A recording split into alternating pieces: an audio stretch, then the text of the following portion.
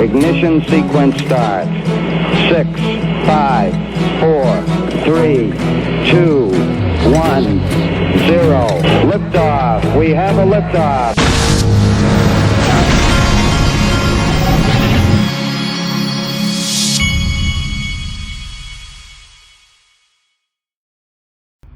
Hey everybody, this is the Digital Asset Investor, and we have a ton, there was like tons of stuff happening yesterday, and I didn't get to it, but I want to remind everybody, my sponsor Link2 has Ripple private equity available still, some, I don't know how much, but the link's in the top of the description. Click on it, tell them DAI sent you, and because, watch this video.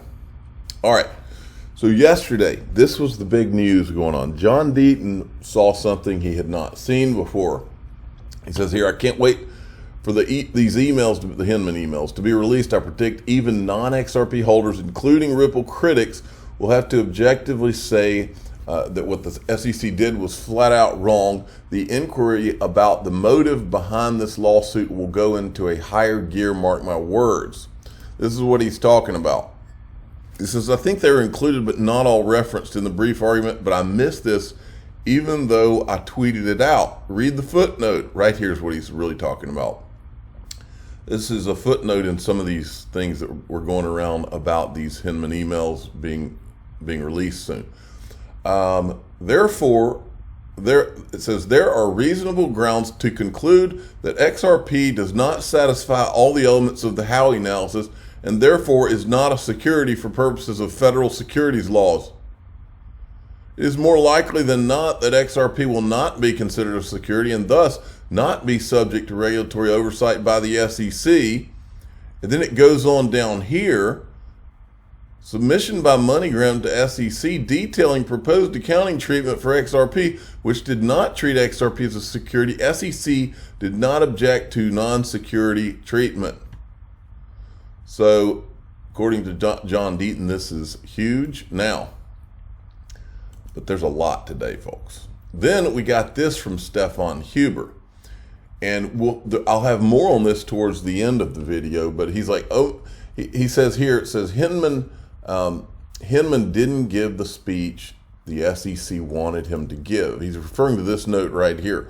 While the final version of Director Hinman's remarks reflected on entry 11 is not publicly available. Now, if any of you who were around during ETHgate, this was a topic of discussion. We did a lot of research around this thing right here because a lot of us thought and still think possibly that Bill Hinman was supposed to go out there and give a speech and say that Ethereum and XRP were not securities, but there's a theory that he took XRP out of the speech, maybe live while giving the speech, which would be even more nefarious. But we'll get into that more here shortly. Here's Jimmy Valley. He says, he's retweeting what Stefan Huber was talking about there. And he said he had several interesting comments. He says, this could be the case. We should know soon. If XRP was to be included in the speech and Hinman excluded it live on stage, how much more egregious is the SEC actually filing the lawsuit against Ripple 2 years later? See, there's another thing that we went into back during ETHgate. That is that some of us have a theory that, and it's really not a theory, there was, Eleanor Terrett was in a video, and I'm going to show it to you to remind you, where Hinman left the SEC and then came back just to make sure that the Ripple lawsuit was filed. What oath is taken by the SEC commissioners? And then he goes on down here. He says, interesting point. This person says, that makes a lot of sense. Remember, Lubin was asking whether Hinman said anything about XRP. Do you remember the video? We've played it a lot of times on this channel. Hinman, it was at the Yahoo Finance Summit or something like that. June 2018 is when Hinman gave his speech. 2 hours after Hinman got off stage, they had Joseph Lubin on stage, and the guy asked Joseph Lubin what he thought about the Hinman speech, and the fact that it didn't mention XRP. And Lubin looked down. He's like, "Well, I haven't had a chance to read it. I wasn't here or whatever." And that's interesting or something like that. And he's of course grabbing his elbow, as I recall. But Jimmy Valley says here, interesting point, maybe Lubin saw a prior draft that included, remember, Lubin was behind the scenes meeting with the the SEC during this whole thing. Lubin was in, remember, the Charles Gasparino video I found from May of 2018, he said that Lubin and Andrew Keyes were consensus, which had created the Brooklyn Project. They were working behind the scenes with the SEC and the CFTC. You think Lubin didn't see that thing? We're going to find out. And then Jimmy Valley here, he says, we all know this from circumstantial evidence. Emails from the ethics office, 15 million comp from Simpson Thatcher, but meetings with STB, etc. If XRP was in the final approved speech and Hinman omitted it, that's a smoking gun. Do you know what kind of liability this man is going to have if that is what's going on here? And it's a smoking gun that all these people in green would have known about it immediately, and they did nothing. Some even profited from it by taking new jobs. He's referring to all the people at the SEC. In other words, the theory is potentially that Bill Hinman, that it was in the speech to say that XRP was not a security, and that potentially Bill Hinman live on stage left it out. In which case, all of these people would have immediately known that he left it out and never lifted a finger or did a thing. Jay Clayton, Stephanie Avakian, Bill Hinman, I can't read that name, Dallas Osmond, Blass, Brett Redfern, Michael Seaman, Jennifer McHugh, Robert Stebbins. Those were all people, I guess, at the SEC at the time. Then we had this guy yesterday in Forbes. The SEC may have bitten off more than it can chew in its campaign against XRP. In my latest piece for Forbes, I discuss how the ripple effects from this lawsuit could benefit not just the XRP army, but also Coinbase and the industry as a whole. And John Deaton had commented on this, and he says, there's several reasons the SEC is in this position. First of all, the lawsuit was not only about enforcing securities laws. If it was, the case would have been limited to specific sales. In other words, they called XRP itself a security. That's why John jumped in the first place. Two, even Joe Grunfest, one of the most respected SEC commissioners alive today, called it into question the motive behind filing this case. Ripple assembled, and he says, two, Ripple assembled one of the best legal teams that money can buy. And then three, SEC never expected the XRP army and 75,000 people coming together. That's because enough is enough. Don't stand up there and say that you are trying to protect retail investors while you screw them. And that's the reason those 75,000 people became up in arms. That means that Americans are sick of this BS. Okay, moving along. Then we had this that was pointed out by Mr. Huber, and that is, isn't it odd the SEC and Ripple agreed to delay the disclosure of the Hinman emails until the 13th of June 2023? This is exactly 5 years after the Hinman speech was delivered. Are there any statutes of limitations for Hinman to be charged by the public? Jeremy Hogan said generally the statute of limitations for something like that is 5 years. I believe Mr. Huber's right. I think this is extremely significant. And if it's an agreement to basically allow some of these people to not have liability of some sort, if that's what it is, criminal liability, then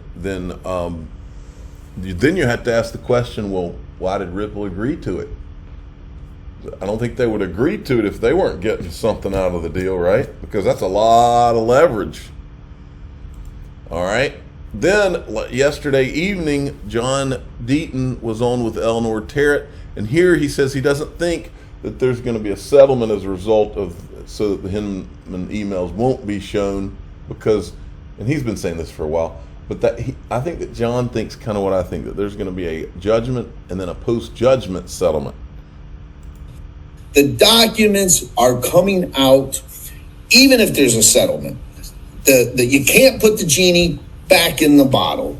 So the documents are not going to lead to a settlement. And I just don't think there will be a settlement until we get a judgment from Judge Torres.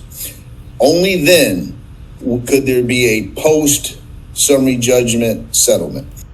There you go. I think he's probably right. Now, listen to this. I called this the coming storm. I guess when we saw the redacted Hinman email first time and we saw that comment from Brett, I actually called him up and I said, hey, Brett, I was like, you don't know me, but I work. She's talking about Brett Redfern. We've shown his clips. Fox Business, and I've been covering the Ripple plays real close for a year and a half. And you're actually mentioned in these documents, and there's a quote from you, and it's redacted. And I want to, I'm just kind of checking with you about what you said, and he did not tell me. He was like, I'm not going on record about this. But yeah, it'll definitely be interesting to kind of circle back with those people and say, do you have a comment now? Well, I think you're going to be quite busy because there's going to be dozens of people who made comments, some of which are not at the SEC anymore. Most likely they're not going to comment because, they're going to think it's the inappropriate thing to do. But, we're going to find out, and we're going to find out soon. And hopefully, I think there's going to be people that are validated, that are in this community, people who have been called certain things and things of that nature. Been called certain things. Now, this is where it gets very, very interesting. You're going to like this. Watch this. How many people, Ellie, in the emails said that this speech was a bad idea? Now, that's open to interpretation. When Brett Redfern said, let's assume that's what he said. We're going to see an email from him that says, this speech, in my opinion, is going to lead to more market confusion. If there are other people in there that said that, why give the speech? Right. Why give the speech? Why give the speech? Now, then, and John Deaton, you can tell when John Deaton knows he's over the target. He knows he's over the target here. And the reason he knows he's over the target, I think that, and I'm not putting words in John's mouth, this is just me talking. I think that in John's gut, just based on my observations, I think that he might believe that Hinman either took that thing out of the speech himself or took it out live on stage that it included XRP. Look at this. Why would Hinman be so vested in this lawsuit that he returned after leaving the SEC? Well, yeah, I believe that. I believe John might think that, but I also believe that John might think that Hinman, because we know Hinman returned. I'm about to prove it to you, or at least show you why we're pretty sure of this. He came back to the SEC after he left to make. He potentially came back to the SEC after he left to make sure the Ripple lawsuit was filed. So think about this. If you could have a man who not only took XRP out of the speech, put maybe live on stage, but left Ethereum in there. And the same man maybe left the SEC and then came back to the SEC when he wasn't even working there just to make sure that SEC lawsuit was filed. Because in a second, you're going to hear that Jay Clayton was kind of waffling and maybe wasn't going to file it. And that maybe Bill Hinman came back to talk him into it. Watch this. So John's saying, why would Hinman be so vested in this lawsuit that he returned after leaving the SEC? He wasn't in the enforcement division. These emails will highlight his conflicts and absolute violation of that statute. And he's referring to this email he had sent back in September 2022.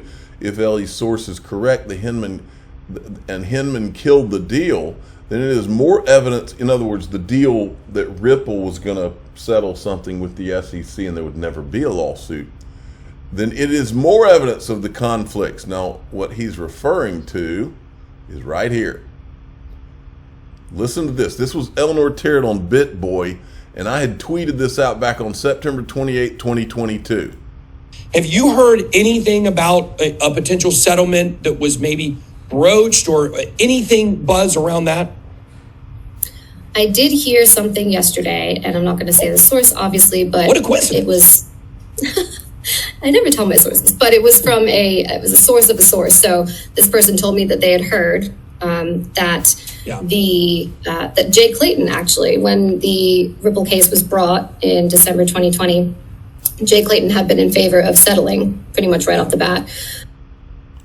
All right, and right here, this is what I put in the video. She's talking about Friday, November 20th, 2020, 10:45 a.m. Hinman had a scheduled call with Valerie Jepinik there at the SEC. The entry is titled Val to Call Bill Regarding XRP.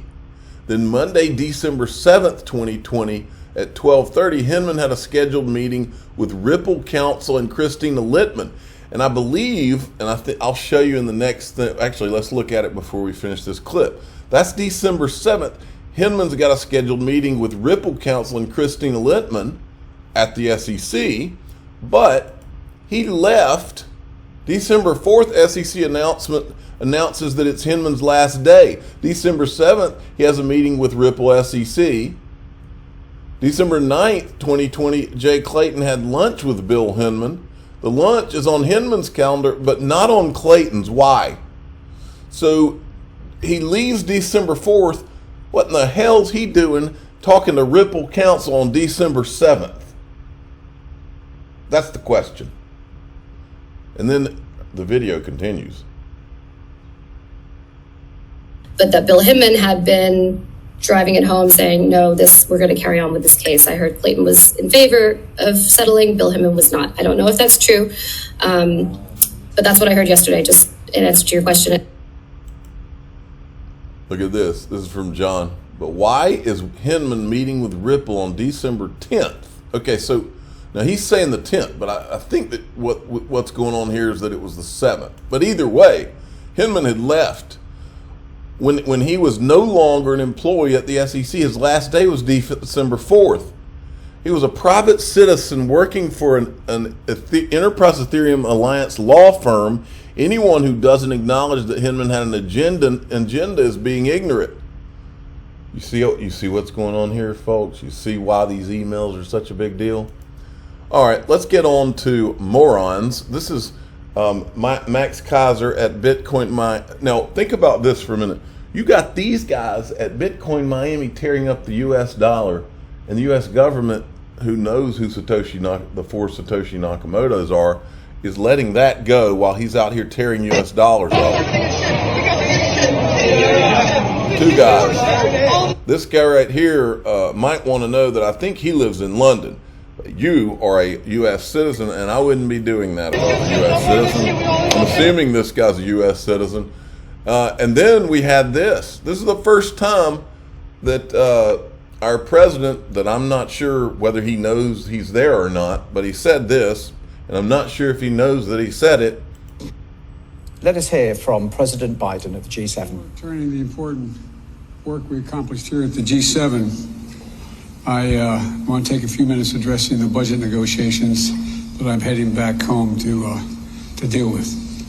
These are the same budget negotiations where they'll say publicly that they're willing to talk about raising the debt limit, and they also want to talk about spending, but they never talk about spending. They just keep spending, but they want to talk about, oh, we've got to raise the debt ceiling, but you never hear any of them say, what are you going to do to stop spending money we don't have?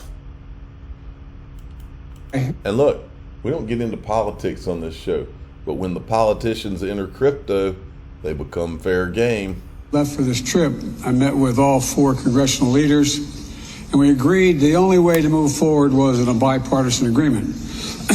And I've done my part. We put forward a proposal to cut spending by more than $1 trillion.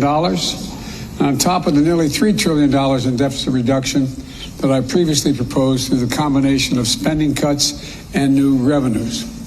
Now it's time for the other side to move from their extreme positions, because much of what they've already proposed is simply, quite frankly, unacceptable. And so let me be clear. I'm not going to agree to a deal that protects, for example, a $30 billion tax break for the oil industry, which made $200 billion last year. They don't need an incentive of another $30 billion, while putting health care of 21 million Americans at risk by going after Medicaid. I'm not going to agree to a deal that protects $200 billion in excess payments for pharmaceutical industries and refusing to count that, while cutting over 100,000 school teachers and assistance jobs, 30,000 law enforcement officers, jobs cut across the entire United States of America. I'm not going to agree to a deal that protects wealthy tax sheets and crypto traders while putting food assistance at risk for nearly nearly one. I wonder if he's referring to people like Sam Bankman-Fried that were meeting with his White House. Because those are the frauds. The frauds are the people. The pattern that we've learned with this crew that's running this country is that frauds are fine. Those people, they let that stuff go through. They want that stuff. It's the ones that are transparent and above board that they have a problem with. That's what it seems to be. Now, again, I don't know if he even knows what he just said. But if he knew what he just said, he's targeting the wrong people. I'm the digital asset investor. I'm not an investment advisor. This is for entertainment purposes only. Please subscribe, hit the like button, and tell your friends and family that we have a government that is full of people who don't give a rat's behind about truth, honesty, or anything that is good. And some of them don't care about those things, but they don't know if they don't care, because they've got something, Alzheimer's or something, we don't know.